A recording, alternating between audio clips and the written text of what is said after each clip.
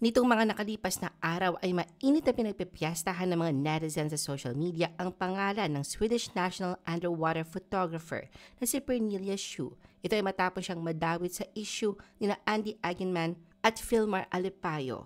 The Philippine Showbiz List presents sagot ni Pernilla Schuh sa mga akusasyon sa kanya sa Andy and Filmar issue. Kilala bilang girl best friend ni Filmar na matagal na ring naninirahan sa isla ng Siargao. Nabaling ang atensyon ng publiko kay Pernilla kasunod ng mga makahulugang social media post ni Andy ukol sa betrayal at may pahaging din siyang gamit ang Year of the Snake. Pagbubulgar ni Andy, kumuha raw ng couple status si Filmar kasama ang isang kaibigang babae na hindi ipinaalam sa kanya. Bagamat walang binanggit na pagkakakilanlan kung sino ang tinutukoy niya na female friend, agad naman itong nahulaan ng mga netizen dahil na rin mismo si Pernilla ang nagbida sa kanyang Instagram ng larawan nila ni Filmar na may parehong tattoo na 224 na iniwanan niya ng mensaheng to today, to tomorrow, to forever.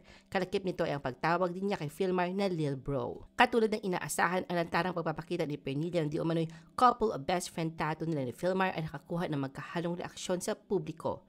Nariyan ang mangilang-ngilang nagtanggol sa kanya at naniniwalang purong magkaibigan lamang ang dalawa. Hindi naman umano ipinangalandakan ni Pernilla ang naturang tattoo kung may mali siya sa kanila ni Filmar bukod sa pagturing niya rito na kanyang Lil Bro. Ganun pa man sa kabila nito ay ang mas marami at hindi matigil-tigil na batikos hindi lang sa kanya kundi maging kay Filmar. Karamihan ay nagpabatid ng galit at hindi kinatuwa ang pagpapalagay nila ng tattoo. Punto ng netizens kahit nasabihin pang matalik na magkaibigan sina Filmar at Pernilla, sobra na anila mapalagay ng ganung tattoo. Parang pinapakita nga daw ng dalawa ang hindi nila pagbibigay respeto sa kanilang mga partner. Giit ng netizens, kahit magkaano kalalim ang friendship ni Filmar at Pernilla, dapat magbigay ang mga ito ng distansya at limitasyon para sa isa't isa, lalo na si Pernilla, kahit nasabihin pa raw nitong nauna siya sa buhay ni Filmar bago dumating si Andy. Wala na nga raw itong tinirang kahihiyan sa sarili at maging ang binuong pamilya ni Filmar at Andy ay balak na wasakin. Ramdam na ramdam ang tindi ng galit ng netizens sa mga maninira ng relasyon dahil hindi lang ang pagbumuka ni Filmar ang binugbog ng panlalait kundi maging kay Pernilla.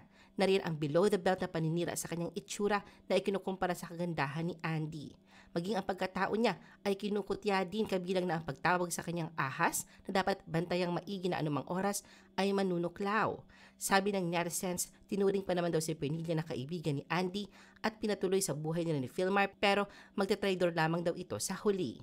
Samantala may ilang netizens namang binanggit na habang may papel si Pernilla sa sitwasyon, mas malaki ang pananagutan ni Filmar, lalo pa at ito ay nasa isang seryosong relasyon kay Andy at may 2 anak sila. Ang pagpapakuha nga raw ng tattoo kasamang ibang babae kahit na magkaibigan sila ay hindi maituturing na isang simpleng pagkakamali. Itinuturing itong malinaw na kawalan ng respeto kay Andy at sa kanilang pamilya. Punto ng netizen, ang galit ni Andy ay nararapat na itutok din kay Filmar. Sa natatanggap nilang mga batikos, agad nagsalita si Filmar at lumalabas na tinatanggap na lamang nito ang lahat ng paratang para hindi na humaba ang usapan. Sinabi pa ni Filmar na pwede siyang tawaging cheater at pangit ng publiko. Nagpost siya ng ilang cryptic na pahayag gamit ang kanyang katutubong wikang Surigao noon. Pernilla breaks silence on Andy Filmar alleged breakup, appeals for kindness. Dahil na rin sa walang humpay na batikos at pagdidiin na siya ang sumira sa relasyon ni Andy at Filmar, tuloy na din binasag ni Pernilla ang kanyang pananahimik. Sa kanyang Instagram post itong Sabado, February 8, ibinahagi niyang isang mahabang mensahe bilang tugon sa pagdadawit ng kanyang pangalan. Sinabi ni Pernilla na hindi niya maintindihan kung bakit may mga tao na puno ng galit sa kanilang isipan at katawan. Nais niya daw sana kung may mga tao man na nakakapagsabi ng masakit na komento, matulog pa rin ang mga ito ng mahimbing sa gabi at magpakasaya na alam nilang nakakasakit sila ng ibang tao. Ayon kay Pernilla, tulad ng iba, tao rin siya at nararamdaman din ang sakit. Kapag ang sakit ay sobra na, talagang tumatagos ito sa kanya. Dagdag pa ni Pernilla na lahat ng tao ay may pinagdadaanan, kaya't sana ay magtulungan at maging mas mabait sa isa't isa.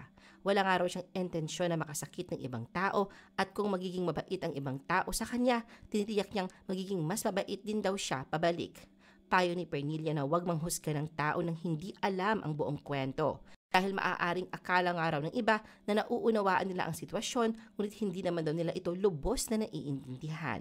Ganun pa man, sa halip na makatulong upang humupa ang galit sa kanya ng publiko, ay tila lalo pang nakadagdag ang pagsasalita ni Pernilla. Maraming netizens ang sinabing pa-victim ito at walang karapatang humingi ng kindness ang tulad niyang other woman. Sabi pa ng netizens, sa halip na direktang bigyang linaw ni Pernilla ang issue, ay sarili lamang daw nito ang iniisip na tila ba naghahanap ng simpatya at kakampi. Wala itong pagtanggi o pag-amin sa kung ano nga ba siya sa buhay ni Filmar at kung may katotohanan ang mga akusasyon sa kanya ni Andy.